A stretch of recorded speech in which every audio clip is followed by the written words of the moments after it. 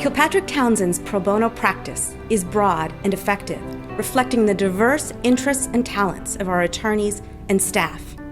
This year, our Pro Bono Awards focus on 3 areas where our impact and investment are especially powerful: civil rights and criminal justice, immigration, and economic opportunity for low-income families. I couldn't be more proud as the pro bono partner at Kilpatrick Townsend to present the winners of this year's Pro Bono Awards.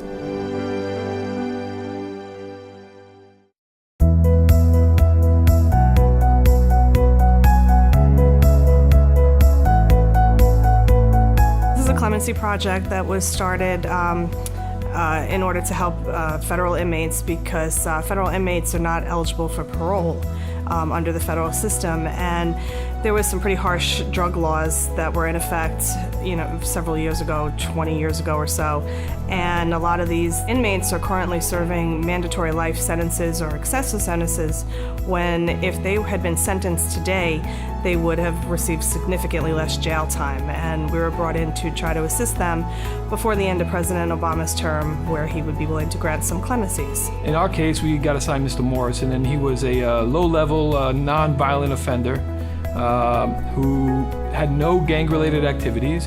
When you have a judge telling open court on the day of sentencing that it was an atrocious result to give him life imprisonment, I mean, that speaks volumes. When we heard that he was going to be granted clemency, we were shocked. We were so happy, so proud. I mean, I think it brought tears to my eye, and I know it brought tears to some other people's eyes.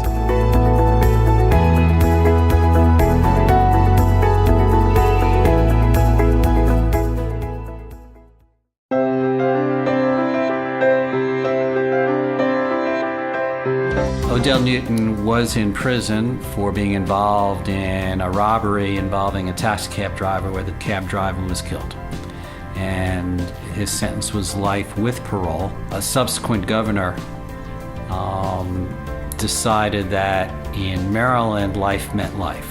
And so anyone who had a life sentence was not going to get parole. Maryland's law has essentially converted its parole system into a system of executive clemency. That is not constitutional as applied to inmates who were under 18 when they committed their crimes. Mr. Newton's been trying to get released for over 20 years now, but he still needed lawyers' help to do that. People need to have faith that the legal system works in the United States.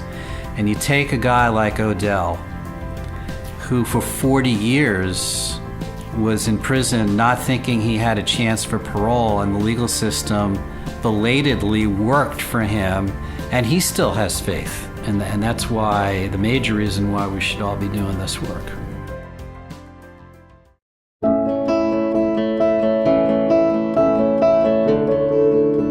Michael Romero is an inmate in the California prison system. He's up in Pelican Bay, which is pretty notorious for having the secure housing unit, the SHU. So we have a situation where an inmate was locked in his cell, was actually facing away from the corrections officers, posed no conceivable threat to them. Nonetheless, he was pepper sprayed 3 times, in direct contravention of the policies that say pretty clearly what you do in that situation. Michael Romero has done so much work on this case, and this means so much to him. And so, no, the result of this case won't necessarily change how the California prison system is run, but it will potentially get justice for one person. And that's what pro bono is about. It's bringing the resources of this firm to bear in support of people who otherwise wouldn't be able to tap into those resources.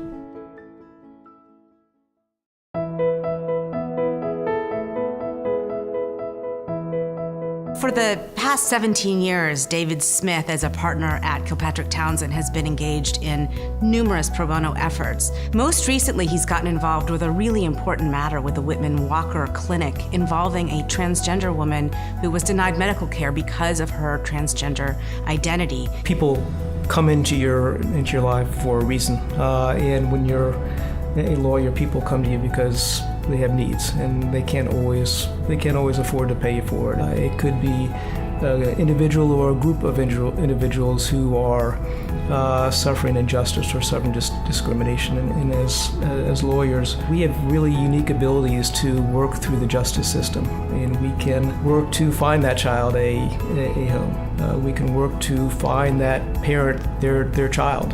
We can work to strive to correct that injustice and correct that discrimination. We don't always succeed, but at least we can strive to do that. And the question is, do we actually do it, or do we simply walk away and do nothing? That's really not an option. The latter is not an option.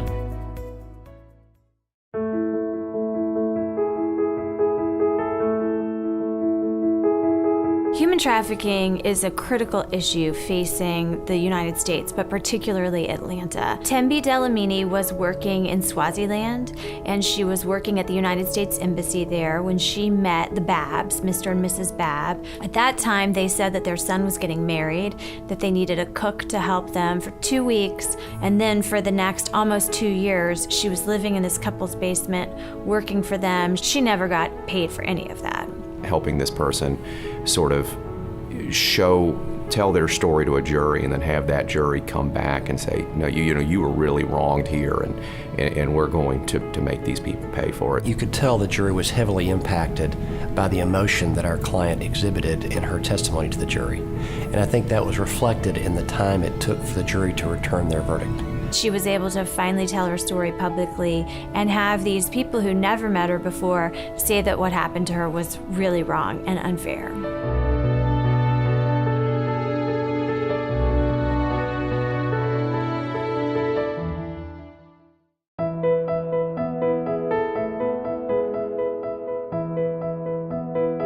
Estrella Antonio Sanchez is a transgender Mexican woman who we represented in an asylum case. She suffered really horrible physical and sexual abuse during her time in Mexico. She was then trafficked into the United States, sold into sexual slavery. She escaped from that, ended up in Atlanta, was eventually picked up by immigration authorities and detained. We took over Estrella's case before her second hearing on her bid for asylum, and previously she had represented herself. The facts of Estrella's case, as horrific as they are, we thought really supported her bid for asylum and thought they were really strong. This was not a civil litigation case. We need for our client to be able to stay here. She has a lot of passion to live. And at the same time, another reason to highlight this case through our firm is to say that this is a human being and she requires assistance. When I got the BIA order a couple weeks ago now, I was elated. I felt great for Estrella, and I felt great for our team because we had put so much effort into it, and it was good to see a tangible result. Obviously, we still have a little bit more left, but it was a very, very strong step in the right direction.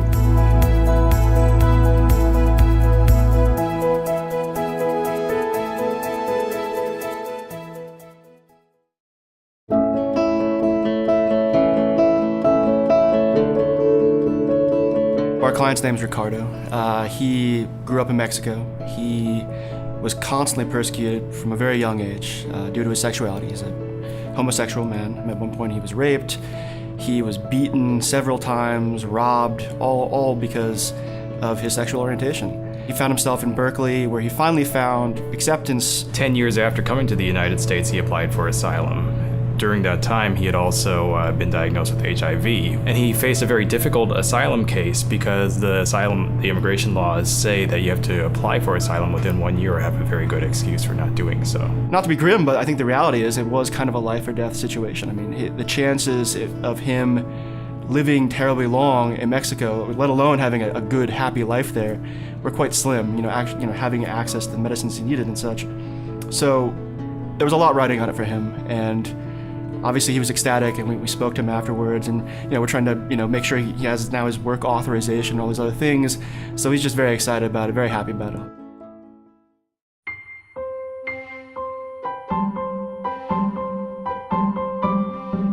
The first case I worked on, it was a case that involved a Mayan Indian.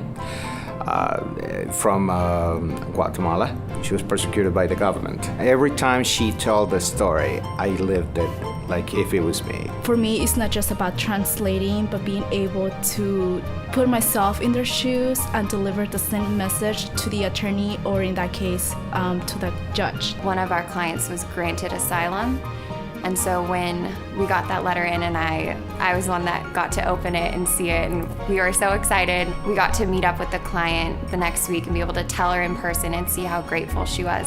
Xenia Yates works in the Denver office, and for the past 2 years has helped us coordinate a clinic with the Rocky Mountain Immigrant Advocacy Network and our client, Western Union. She's helped coordinate the client files and made sure everything was working properly. We're going to be doing it again this year. It's an incredibly important project in our Denver office, and Xenia has been a key player in making sure that it works well.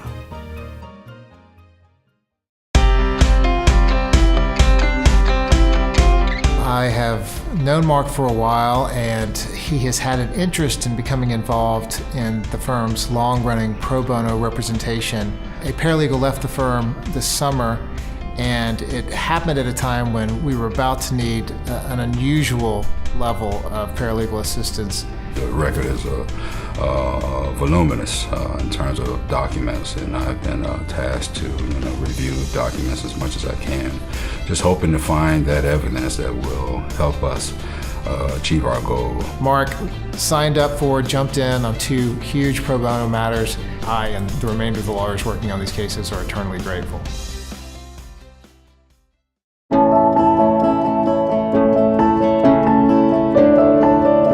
In the Charlotte office, we have a limited opportunity to do pro bono work. It's just the way the legal community functions there. Tim Gilbert had been contacted by the director at LSSP. Chris Fernandez had gone to a couple of meetings of the board where they were discussing these cases. The first case involved a grandmother who had been living in North Carolina for 15 years, and her daughter was coming up from Guatemala with her 2-year-old child. She was escaping an abusive relationship. She was 17, and once you hit 18, you can't qualify for this program. So we were under crazy time pressure to get everything done. And running parallel in the immigration court, she was able to qualify for a green card. It makes it so much easier to work with colleagues that you're familiar with every day, day in, day out. We all have little parts that we like to do, and so we can share the task because it's fairly daunting.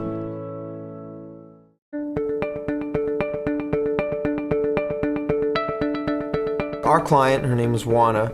She lived in Mexico, and her son was born in the United States, and the father refused to return the son to Mexico.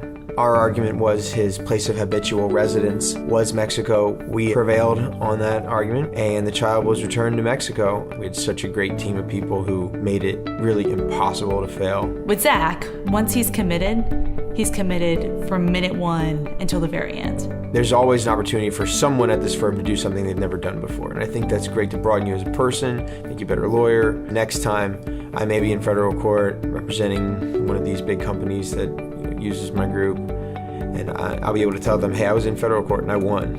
And I think that will go a long way toward them being confident in me and me being confident in myself.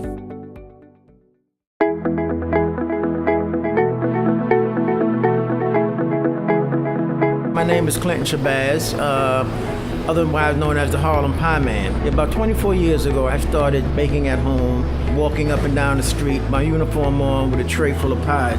We found out about an organization called Think Big, Start Small.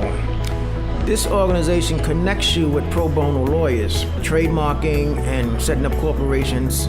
Kilpatrick helped us kind of refine that process, and from a legal standpoint, so we'd be better protected. To have a business with a name associated with it, it gives us great something that people can remember. Recently, we got accepted for Whole Foods. I just say we're official now. Harlem Pie Man coming to your neighborhood soon.